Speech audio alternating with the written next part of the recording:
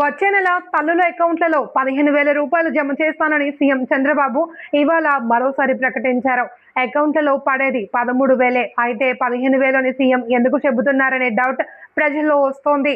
కాగా ప్రభుత్వం తన ఖాతా నుండి ఒక్కో విద్యార్థికి 15,000 కేటాయిస్తూ ఉండగా అందులో 2,000 నేరుగా పాఠశాల అభివృద్ధి నిర్వహణ కోసం బదిలీ అవుతాయి. ప్రభుత్వం విడుదల చేసే డబ్బునే సీఎంతో పాటు నేతలు రాబోయే నెలలో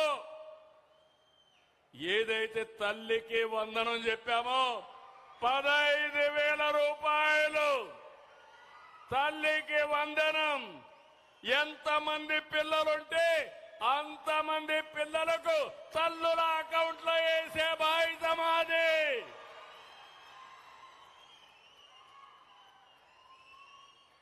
నిద్ర లేచినప్పటి నుంచి